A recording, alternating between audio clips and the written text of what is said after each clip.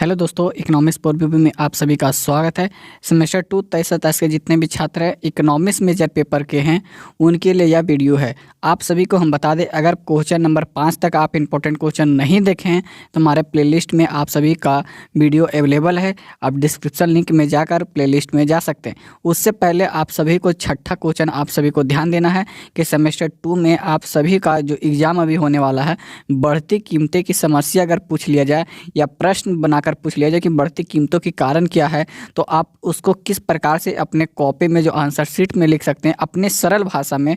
हमने अपने hand writing के अनुसार कुछ अपने शब्दों के अनुसार आप सभी को हम आंसर बताएंगे कि किस प्रकार से आप एग्ज़ाम में लिख सकते हैं और आपको 100% मार्क्स मिल जाएगा दोस्तों। तो आप सभी को देखना क्या है कि बढ़ती कीमतें की समस्या हो सकता है 5 नंबर में पूछ लिया जाए। तो चलिए आइए इसका देखते हैं उत्तर क्या होने वाला है और किस प्रकार से इसको हम अपने कॉपी में लिखेंगे। तो आप सभी को पहले लिखना क्या है कि बढ़ती कीमतों की समस्या पॉइंट करके लिख दीजिएगा। उसके बाद लिखिएगा एक विस्तृत विश्लेषण बढ़ती कीमतें या मुद्रास्फीति एक ऐसी आर्थिक स्थिति है, मतलब कि जो विशेष विश्लेषण अगर करें इसकी तो कीमतें या मुद्रास्फीति पूछ लिया जाए तो एक ही आर्थिक स्थिति है जिसमें वस्तु मतलब कि कोई चीज़ वस्तु और सेवाओं की कीमतें लगातार बढ़ती है। आप देख रहे, मान ले चावल ले रहे अब 10 रुपया और वही चावल अब 20 रुपया हो गया है, तो आपको क्या लग रहा है कीमत उसमें बढ़ती है। उसके बाद यह एक गंभीर समस्या, आप जब 10 रुपया के लायक थे लेकिन अब वो 20 रुपया हो गया तो आप उस चीज़ को नहीं ले पा रहे, तो यह एक आपके जीवन में एक गंभीर समस्या बन गया और जो एक अर्थव्यवस्था के सभी क्षेत्रों को प्रभावित करता है।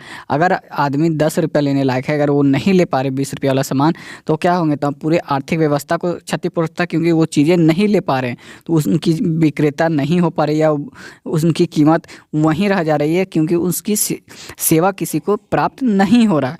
तो उसके बाद आपको ये लिख देना है या इसके अंदर आप कुछ अपने शब्दों को भी जोड़ सकते हैं। उसके बाद आप शॉर्ट में अगर लिखना चाहें तो देखिए, उसके बाद आप सभी को लिखना क्या, बढ़ती कीमतों के कारण किस प्रकार से है। तो सबसे पहले आप सभी को लिखना बढ़ती कीमतें के कई कारण हो सकते हैं आपके माइंड से या आपके अनुसार या अलग अलग किताबों के अनुसार अगर आप पढ़ते हैं तो अलग अलग चीज़ें आपको देखने को मिलेगी, लेकिन हमने जो लिखा है अपने शब्दों में वो सभी चीज़ को मेल करती है।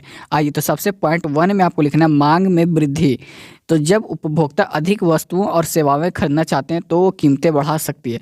मान लीजिए मांग की वृद्धि किस प्रकार, जैसे कि आप अभी जो गाड़ी लेते हैं, बाइक की पहले सेलिंग कम थी क्योंकि उनकी डिमांड कम थी, कोई मार्केट में लेता नहीं था, लोगों लेते नहीं थे क्योंकि उनकी आर्थिक व्यवस्था उतनी बढ़िया नहीं थी। लेकिन अब देखते हैं इंस्टॉलमेंट में अलग अलग डिपार्टमेंट करके आपको बाइक दे दिया जाता है। तो बाइक जब आप ले रहे तो बाइक की आप देख रहे कि जैसे जैसे उसकी विक्रेता ज़्यादा हो रही है तो उस तरह से वो क्या कर रहे हैं कि अपने बाइक की रेट दिन पर दिन बढ़ाते जा रहे हैं। क्यों? क्योंकि उनकी उपभोक्ता ज़्यादा लोगों तक पहुंच रही है, तो उनकी डिमांड हो रही है। तो जैसे डिमांड होगा वैसे आप समझ जाइए कि मांग में वृद्धि जैसे हुई वैसे भी कीमत बढ़ जाएगी। तो ये आपको पहला पॉइंट में लिखना है।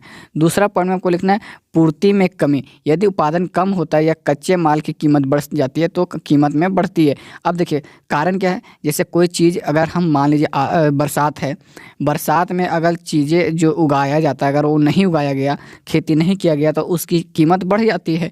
आप सीधे से समझ सकते हैं। तीसरा में मुद्रा आपूर्ति में वृद्धि। अगर मुद्रा को देखें, जब सरकार अधिक मुद्रा छापती है तो मुद्रा का मूल्य कम हो जाता है और कीमत बढ़ जाती है। जैसे कि जी आरबीआई द्वारा अगर मुद्रा ज़्यादा छापा गया मुद्रा तो उसकी छपती है तो मुद्रा मूल्य की कम हो जाता है, तो उससे क्या होता है, कीमत बढ़ती है। ठीक है, ये चीज़ें हैं।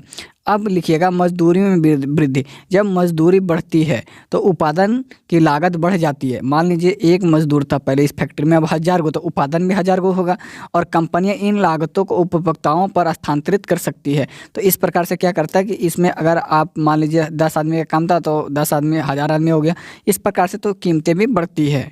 ठीक है, इसके बाद आपको लिखना सरकारी नीतियाँ किस प्रकार से है। तो सरकार की कुछ नीतियाँ हैं जैसे कि कारों में वृद्धि या सब्सिडी में कटौती और कीमतें में बढ़ सकती है। जैसे सब्सिडी लगाए तो कीमत बढ़ेगी। अंतर्राष्ट्रीय कारक, अंतर्राष्ट्रीय तेल की कीमत में वृद्धि या प्राकृतिक पदार्थ में घरेलू कीमतों की प्रभावित कर सकती है।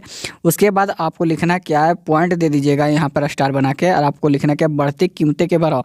अगर कीमत बढ़ रही है तो उसको प्रभाव किस प्रकार से पड़ रहा है हमारे दैनिक जीवन में, तो बढ़ती कीमतें के कई नकारात्मक प्रभाव पड़ते हैं, मतलब नेगेटिव।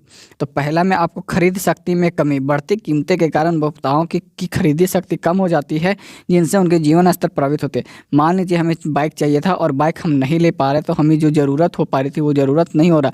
और ये क्यों कारण है? बढ़ती कीमतें के कारण ये नेगेटिव थिंकिंग हमारे माइंड में आ रहा है, क्योंकि हम उसके लायक नहीं हैं, हम ले नहीं पा रहे क्योंकि हमारे पास उतना पैसा नहीं है। दूसरा, बेरोजगारी। बढ़ती कीमतों कंपनियां के लिए उत्पादन की लागत बढ़ती है तो बेरोजगारी भी बढ़ती है।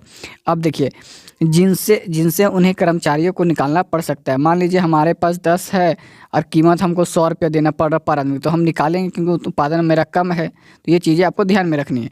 उसके बाद ब्याज दरों में वृद्धि। बढ़ती कीमतों के कारण केंद्रीय बैंक ब्याज दरों को बढ़ा सकते हैं, जिससे उधार लेना अधिक महंगा हो जाता है। जैसे केंद्रीय बैंक में ब्याज कर को बढ़ा दिया जाए तो आप महंगा से लीजिएगा, आपको इंस्टॉलमेंट जो मिलती है, EMI मिलती है, वो जो रेट रहता है वो 9.5 बढ़ा सकता है या 10 पॉइंट बढ़ा सकता है, तो वो चीज़ें से भी प्रभाव पड़ता है।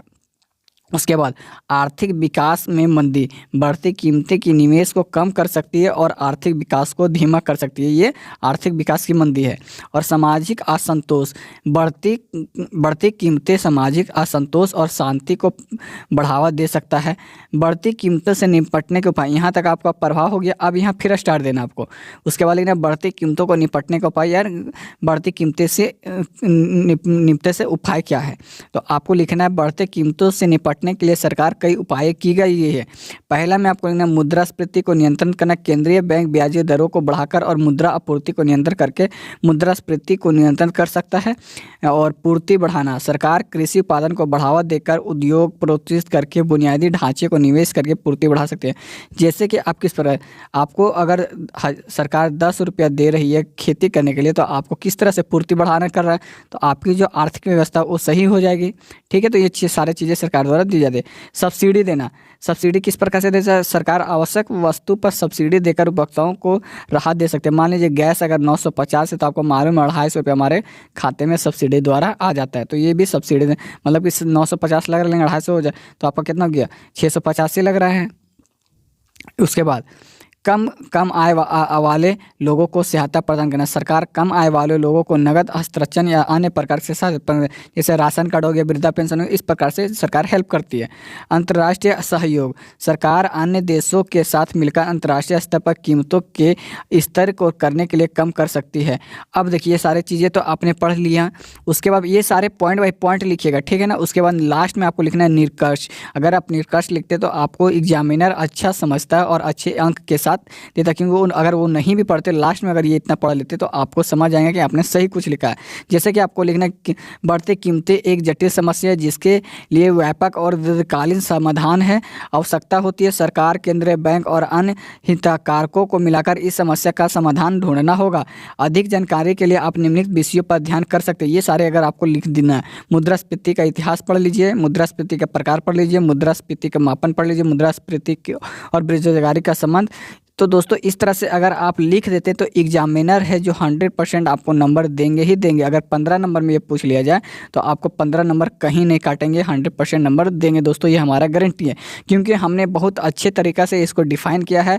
अगर आप कहीं भी देखते तो यह आंसर आपको सटीक नज़र आता और 15 नंबर आप इससे आराम से उठा सकते हैं दोस्तों। इसके बाद अगर हम एक क्वेश्चन आप सभी से पूछे गए हैं, क्या आप इस विषय पर कोई प्रश्न पूछना चाहते हैं, तो दोस्तों हमें कॉमेंट कीजिए।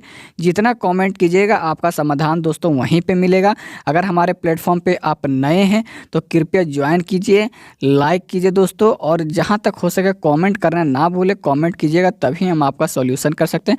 इकोनॉमिक्स फॉर BBU आप सभी के लिए अवेलेबल 24 आवर है, और भी इकोनॉमिक्स का क्वेश्चन लगातार हमारे प्लेटफॉर्म पे एग्जाम से पहले अपडेट हो जाएंगे। बस आपको सब्सक्राइब करके रखना है। लेकिन आप सभी का भरपूर प्यार हमारे प्लेटफॉर्म पर नहीं मिल पा रहा है, यही हमें देखने को मिल रहा है।